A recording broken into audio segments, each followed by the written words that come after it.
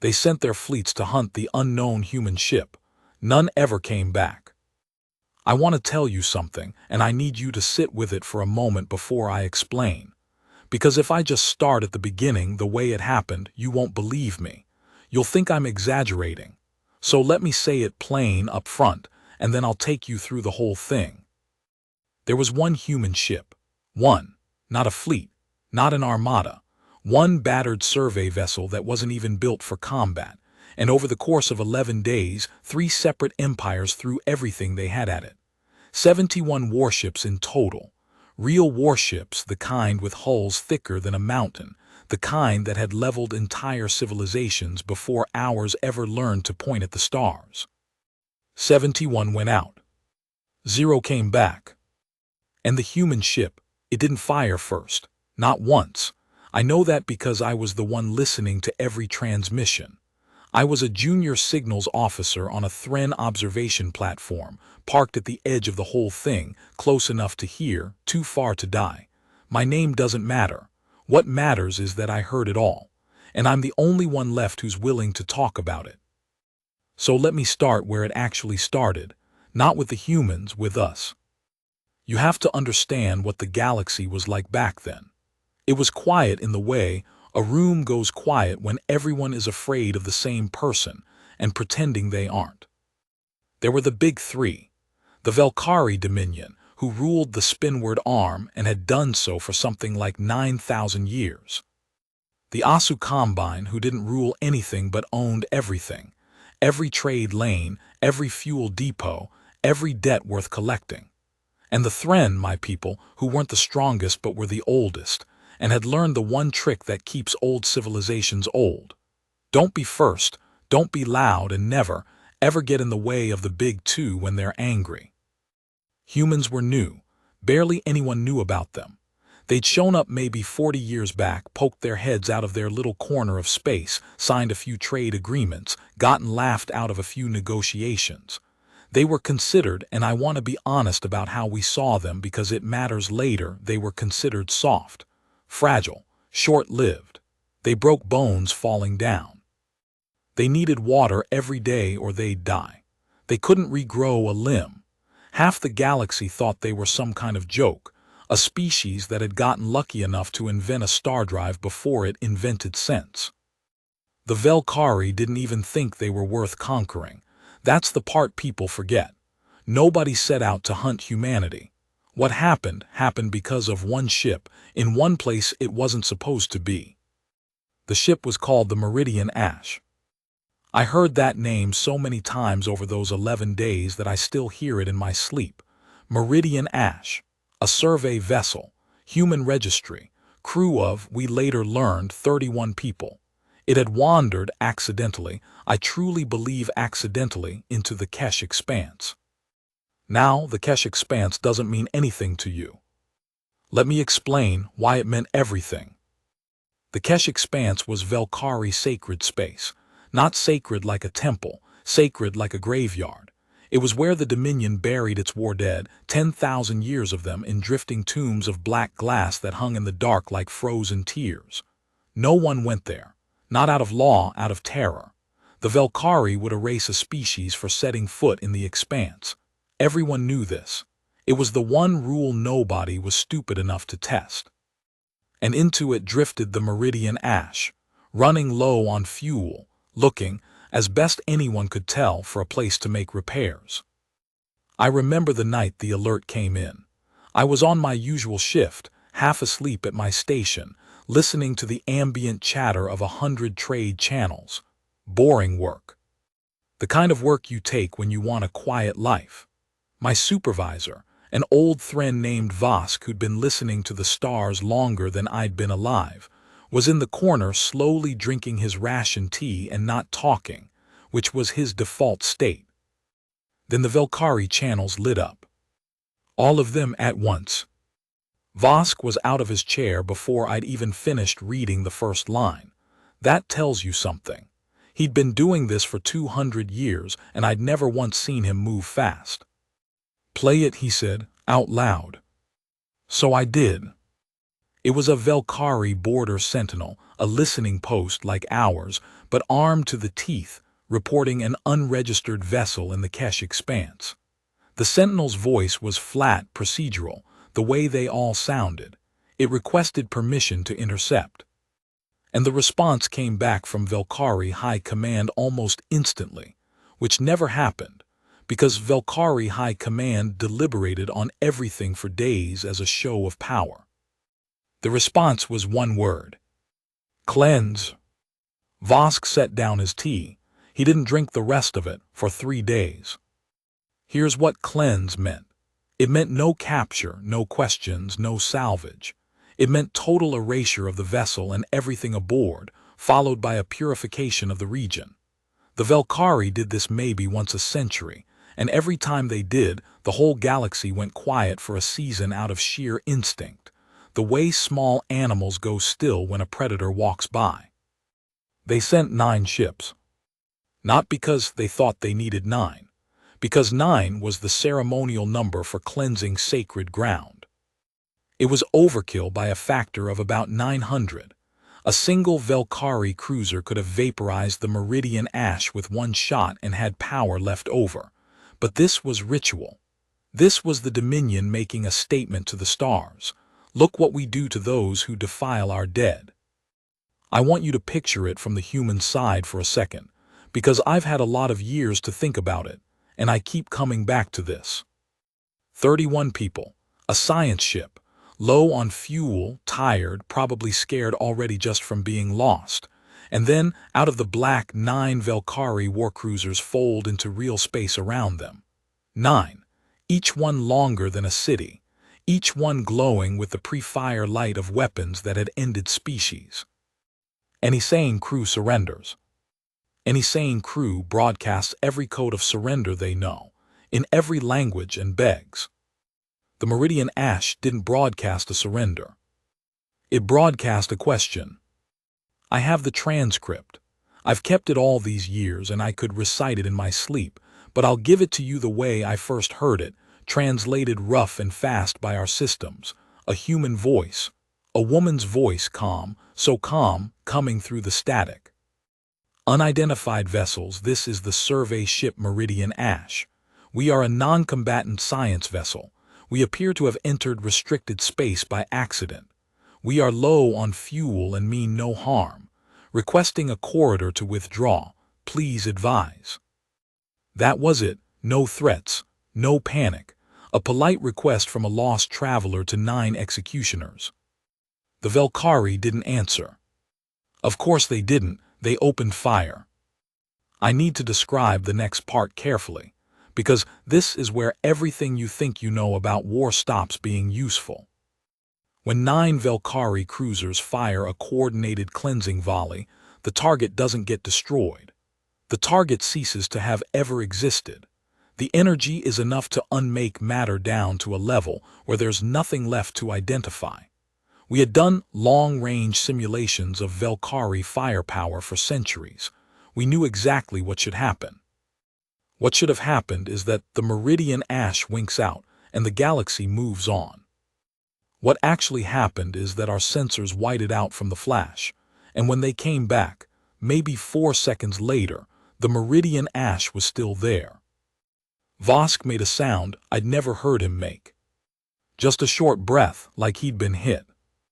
The human ship was still there. Scorched, yes. Venting atmosphere from a dozen ruptures, yes. But there. Intact enough to be there.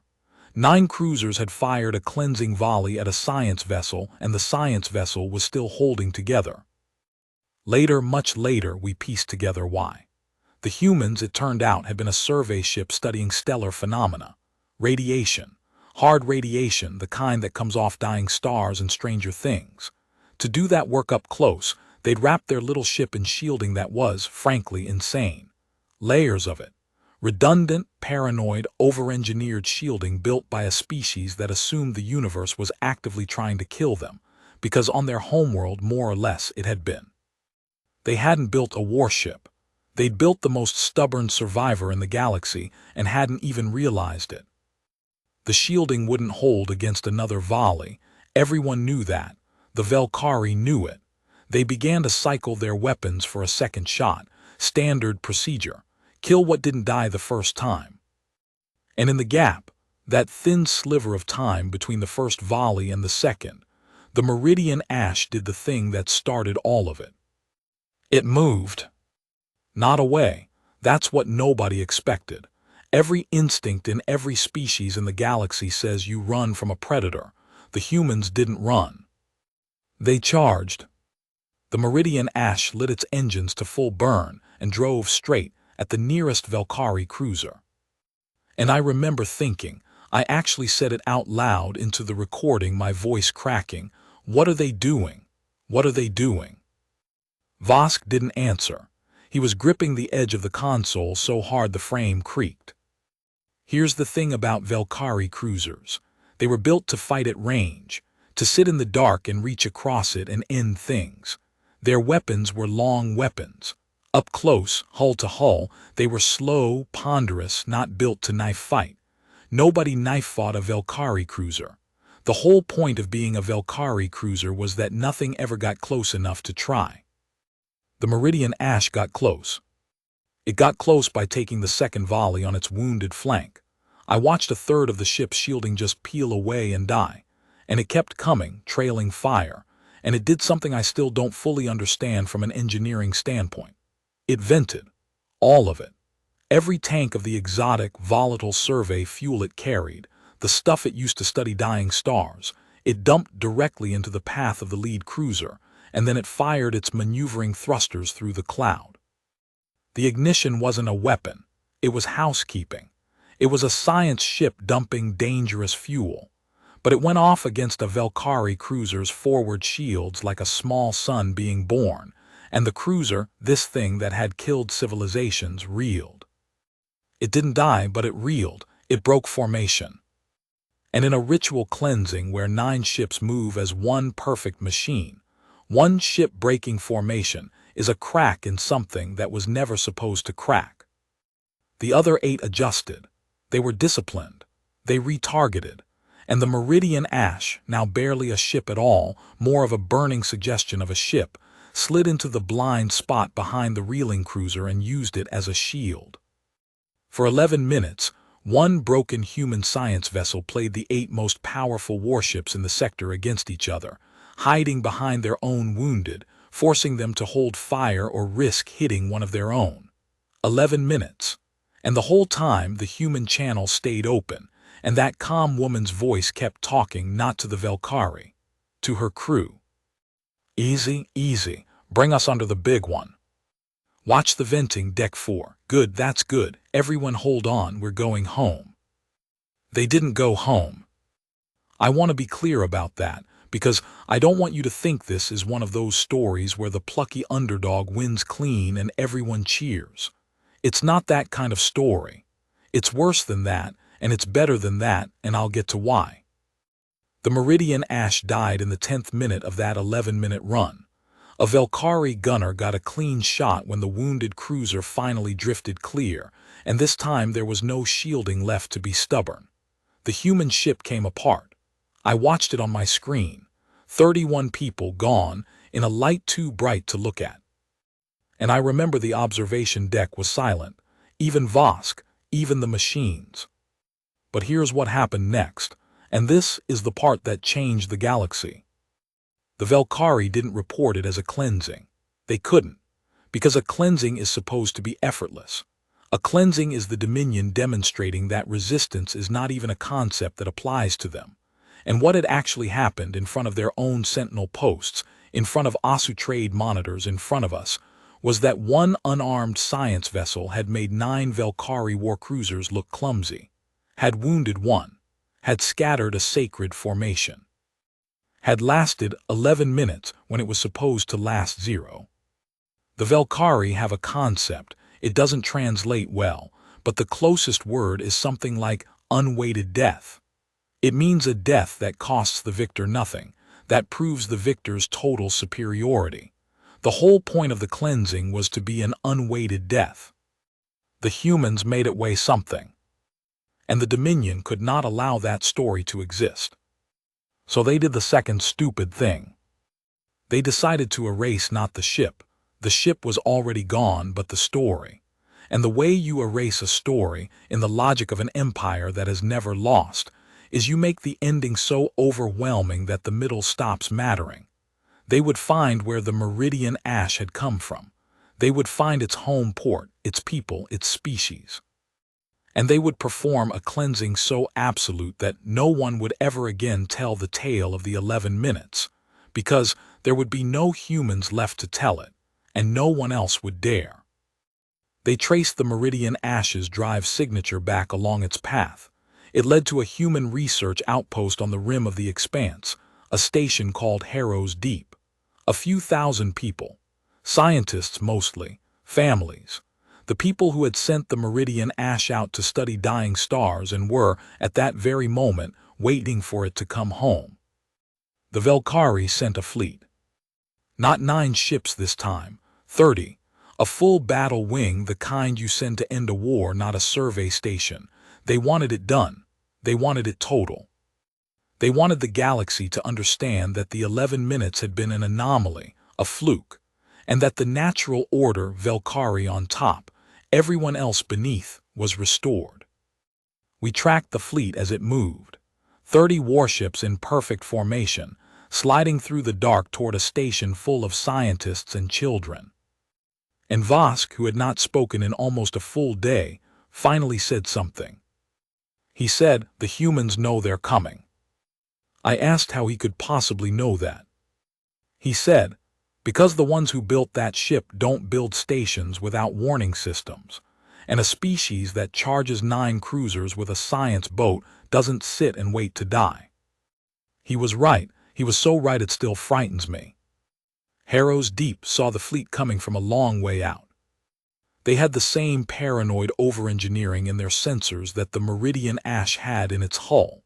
And they did the thing that no one, not the Velkari, not the Asu, not us, not anyone, expected. They didn't evacuate. They didn't beg. They didn't broadcast surrender. They went dark. Every light on the station, every emission, everything.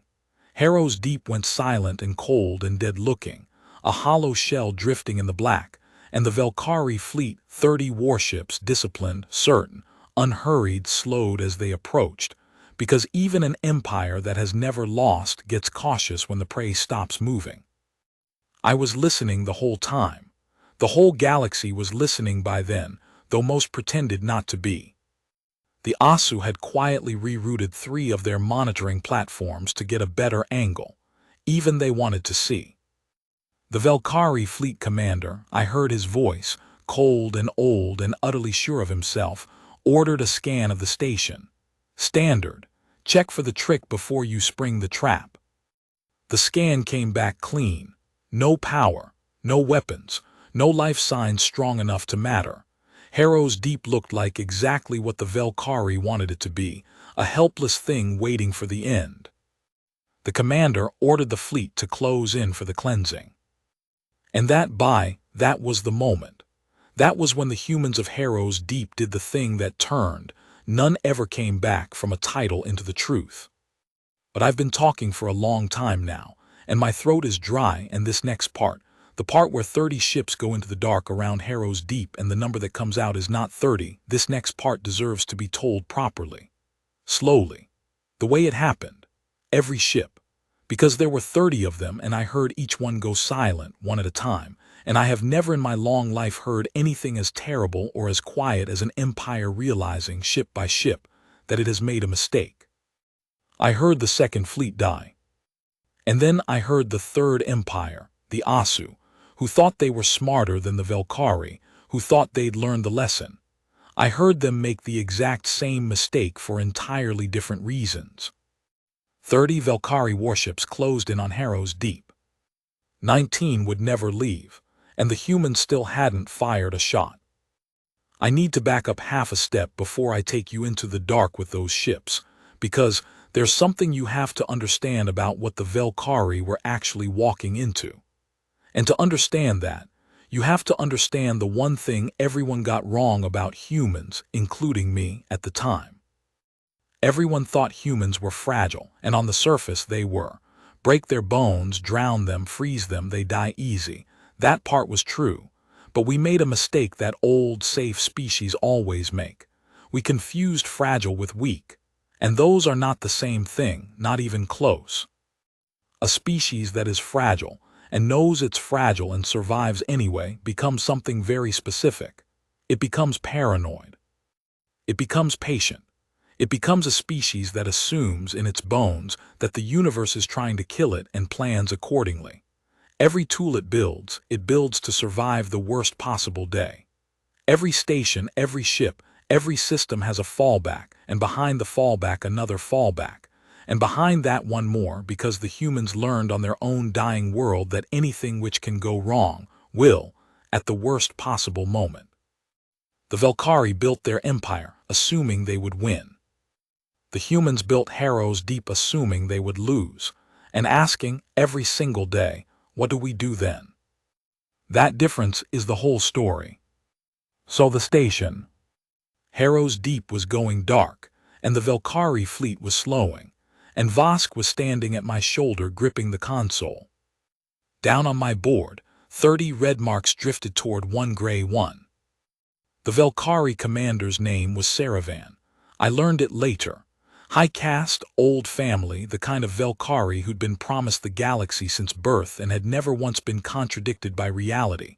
His voice had this quality I've only ever heard in beings who have never lost anything. Smooth, unhurried, bored almost. He ordered the fleet into cleansing formation. A sphere, 30 ships closing around the station like a fist. It's a beautiful maneuver technically. Cruel but beautiful. It surrounds the target so completely that when the volley comes, it comes from every direction at once, and there is nowhere to run, nothing to hide behind, no blind spot to exploit the way the Meridian Ash had. The Velkhari had learned that lesson at least. No blind spots this time. They forgot to ask a different question. They forgot to ask what a species builds when it knows it can't run. The sphere tightened. 30 ships evenly spaced closing in, and Harrow's Deep sat in the center, dark and silent and apparently dead. Saravan gave the order to fire. And nothing happened. I don't mean the humans did nothing. I mean the Velkhari weapons didn't fire. I heard it start on their command channel, this ripple of confusion moving from ship to ship. Weapons systems reporting faults, targeting arrays going blind. Reactor governors slamming shut for no reason the crews could find. One by one, up and down the fleet, the great war machines of the Velkhari Dominion simply stopped working. Here's what the humans had done. And when I finally understood it months later, I had to sit down, because it was so simple and so patient and so human that it frightened me more than any weapon could have.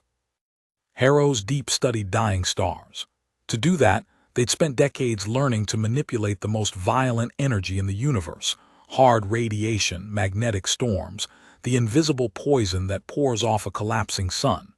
They had built over those decades the most sophisticated field manipulation array in the sector, not as a weapon, as a research instrument, a way to reach out and touch a dying star from a safe distance and not be killed by it.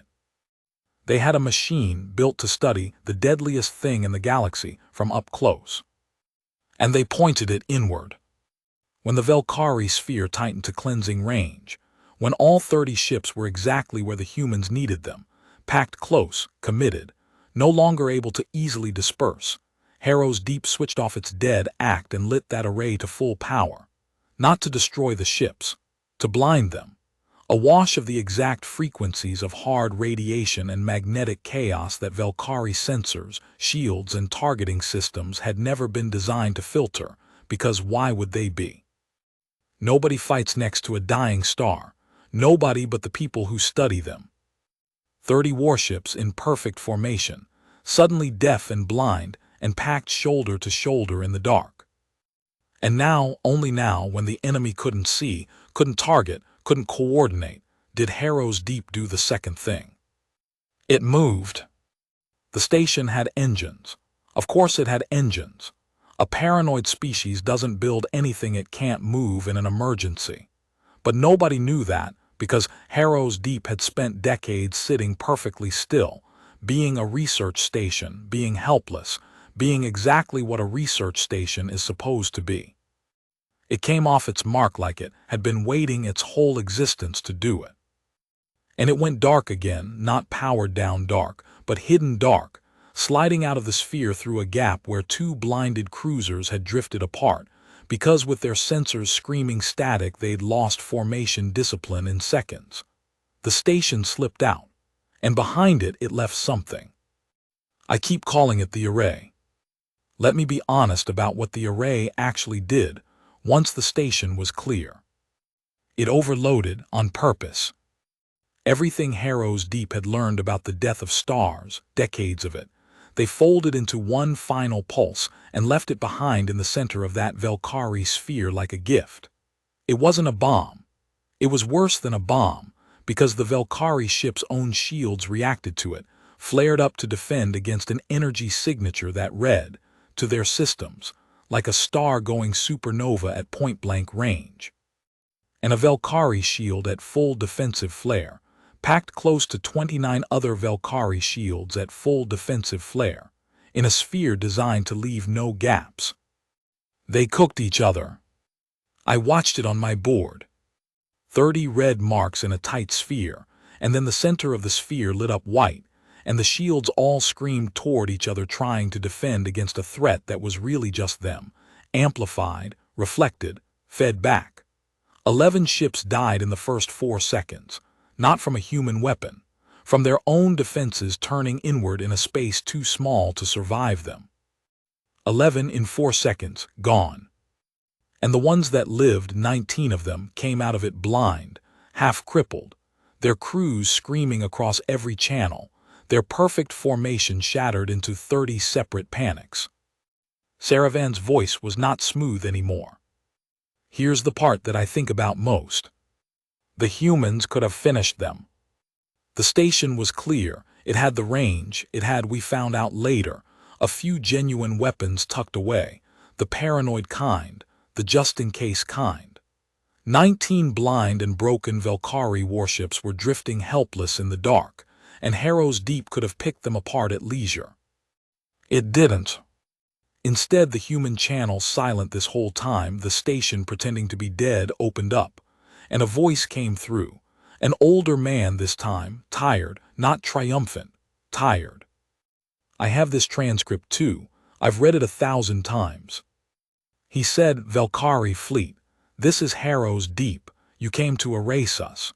You've lost 1/3 of your ships and you can't see.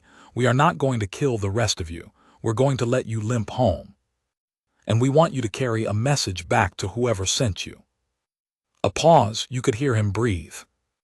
You sent 9 ships to kill our science vessel. It was unarmed, it asked to leave.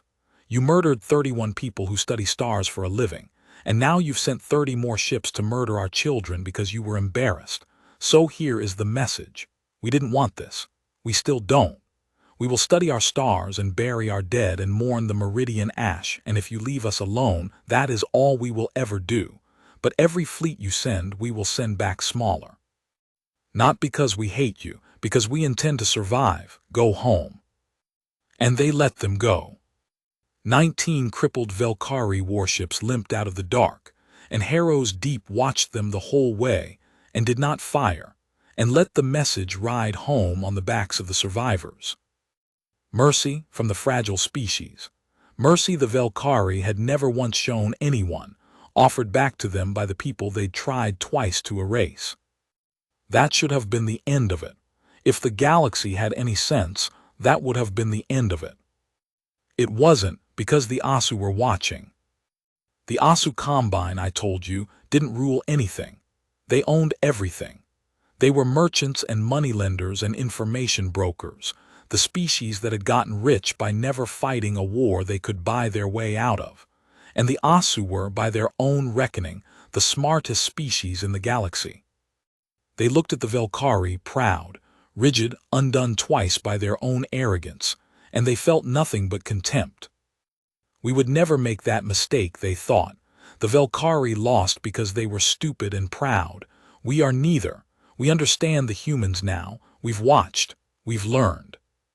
And what the Asu learned watching those two battles was the wrong lesson. They learned, humans are dangerous when cornered, so don't corner them.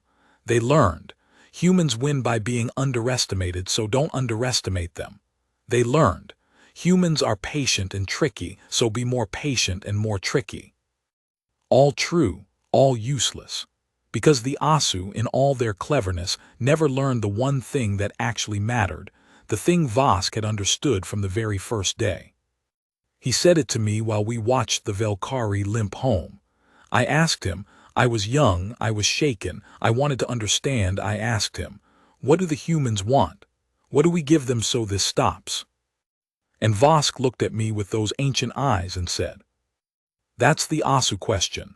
That's the question that's going to kill the Asu. The humans don't want anything from us. They just want to be left alone with their dead stars. Everyone keeps trying to figure out the human price. There is no price. That's what makes them terrifying. You can't buy off a species that isn't playing the game. I didn't understand him then. I understand him now. The Asu didn't send a fleet. They were too clever for that. They'd watched 2 fleets die. Instead, they sent one ship, a negotiation vessel. Unarmed, genuinely unarmed, no tricks, carrying a delegation of their finest minds and a hold full of gifts and an offer. Because the Asu were certain, absolutely certain, that everyone had a price, and that the reason the Valkyrie failed was that they tried to conquer instead of purchase. The Asu ship arrived at Harrow's Deep flying every peace signal known to civilization, and Harrow's Deep, to its credit, let them dock, heard them out. The humans were not looking for a fight. They never had been. They welcomed the Asu delegation, fed them, listened. And the Asu made their offer. I heard this one too. The Asu weren't as careful with their transmissions as they thought. The lead negotiator, a silky-voiced Asu named Thask, laid it all out. Trade partnership. Protection. Asu money could hire mercenaries the Valkyrie would never dare touch. Wealth beyond what a little research colony could imagine. Recognition. A seat at the real table. Everything. And in exchange, the Asu wanted only one small thing. The array. The star-killing, fleet-blinding, empire-humbling research array. The Asu wanted the technology. That was the price of all that wealth and protection. Give us the thing that killed 19 Valkyrie warships, and we'll make you rich and safe forever. The Asu thought this was generous. They thought it was obvious. Every species in the galaxy would have taken that deal. Wealth and safety for a piece of technology. It was the smartest offer in the sector, made by the smartest species in the galaxy, and Thask delivered it with the confidence of someone who has never once heard the word no. And the humans said no. Thask thought he'd misheard. He restructured the offer, more wealth, less obligation, a partnership instead of a sale. The humans said no again, politely, patiently. The same tired older man's voice explaining like he was talking to a child. He said, and I'm giving you this close to word for word, because it's carved into me. You don't understand what you're asking for, and I don't think I can make you. The array isn't a weapon. We didn't build it to kill anyone. We built it to understand dying stars, and it can do what it did to that fleet because we understand dying stars better than anyone alive. You want the machine, but the machine is nothing. It's the understanding that's dangerous, and you can't buy that. It took us 300 years and more dead friends than I can count. You want to skip to the end of a road you were never willing to walk. And if we gave it to you, if we let anyone hold a thing like that who didn't earn it, who didn't bleed for it, you'd point it at the first thing that frightened you, and you'd start a war that ends everyone. So no, not for any price. Go home. And here, this is the part by. This is the part where the Asu proved they'd learned nothing. Thask got angry. Because in the Asu worldview, a species that refuses infinite wealth isn't principled. It's stupid, or it's holding out for more. Thask was certain, deep in his clever merchant soul, that this was a negotiation tactic, that the humans were playing hard to get, that no one actually turns down everything for nothing. So the Asu did the third stupid thing. The stupidest of all, because they should have known better, because they'd watched. They decided to take the array by force. Not with a fleet. The Asu didn't have real fleets, they hired them. And they'd spent the days of the negotiation quietly, secretly, hiring the best. 12 mercenary warships, the most feared guns for hire in the sector, crews who'd fought 100 wars and won most of them, ships that made even Velkari cruisers cautious. The Asu had positioned them, dark and silent, one jump out from Harrow's Deep, the whole time Thask was smiling and offering gifts. The negotiation had never been a negotiation. It had been a survey. Thask was inside the station to map it, to find where the array was housed, to identify exactly where 12 mercenary warships needed to strike to seize the technology before the humans could turn it on them. And when the humans said their final no, Thask gave a signal, and 12 of the deadliest warships in the galaxy came out of the dark around Harrow's Deep, weapons already hot, aimed with precision at the array housing the Asu had spent a week mapping from the inside. It was, I'll admit, a genuinely clever plan, far cleverer than anything the Velkari managed. The Asu had learned not to corner the humans, so they'd infiltrated instead. They'd learned not to underestimate the array, so they'd mapped it and aimed to take it out first. They'd learned humans win through surprise, so they'd outsurprise them. On paper, it was flawless. On paper. Because the Asu, for all their cleverness, had made the one mistake Vosk warned me about. They'd assumed the humans were playing the same game they were. They'd assumed the array was the humans' great weapon, their one trick, the thing that had won both battles. It wasn't. The array was just a research instrument that got lucky twice. The humans' actual weapon, the thing that had truly killed 39 Velkari ships across 2 battles, wasn't a machine at all. And Thask, standing inside Harrow's Deep at the moment of his brilliant betrayal, with 12 warships decloaking outside and victory in his hands, was about to learn what it really was. The older man's voice came over the station channel one more time, and he wasn't tired anymore. He wasn't angry. He was something worse. He was sad. He said, "We fed you, we listened. We told you the truth, and you decided it was a lie because the truth was inconvenient. You mapped our home while we treated you as guests.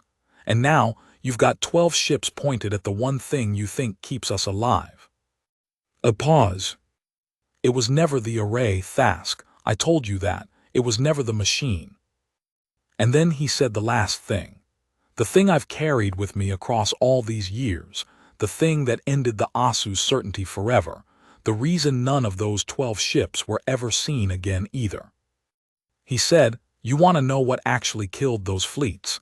It's the same thing that's about to kill yours. We already knew you were coming. We knew before your ships did. We've known since the moment you docked.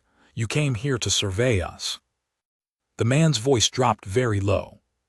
"We let you because we were surveying you. And that is where I have to stop for tonight.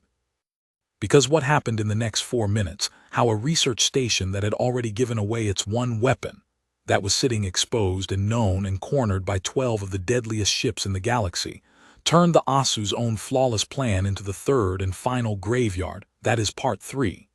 And it's the part that explains the title. It explains why none ever came back.